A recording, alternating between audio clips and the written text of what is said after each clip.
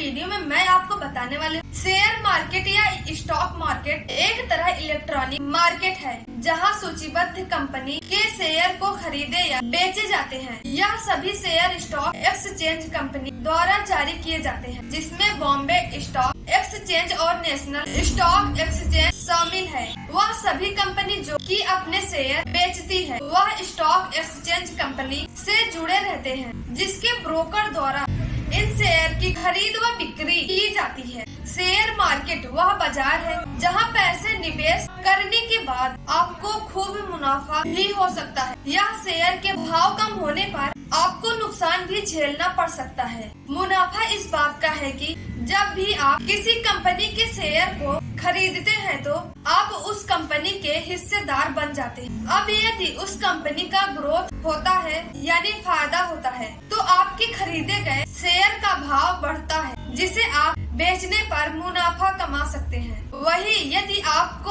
आपके खरीदे गए जिस कंपनी के हैं उस कंपनी को यदि नुकसान होता है तो उस कंपनी के शेयर के भाव भी कम हो जाते हैं, जिसके बाद यदि आप उसे बेचने जाएंगे तो नुकसान झेलना पड़ सकता है। इन सभी कंपनी के ग्रोथ और नुकसान पर स्टॉक एक्सचेंज की कंपनी की नजर हर पल रहती है, जिसे आप भी जान सकते हैं। तो दोस्तों, शेयर क्या है? किसी भी कंपनी में पैसे निवेश करने के बाद उसके कुछ हिस्सेदारी को खरीदने को शेयर कहते हैं। यह शेयर खरीदने के बाद आप उस कंपनी के शेयर होल्डर बन जाते हैं, जिसके मुनाफे और नुकसान के आप बराबर के भागीदारी बन जाते हैं। जितना शेयर आपने उस कंपनी का खरीदा है, उदाहरण के तौर पर मान ले यदि आपने किसी भी कंपनी के 100 शेयर में से 5 शेयर खरीद लिए हैं, जिसके बाद आप उस कंपनी के 5% के हिस्सेदार बन जाते हैं, क्योंकि आपने उस कंपनी में निवेश किया है। अब यदि उस कंपनी को आगे चलकर मुनाफा होता है या ग्रोथ होता है तो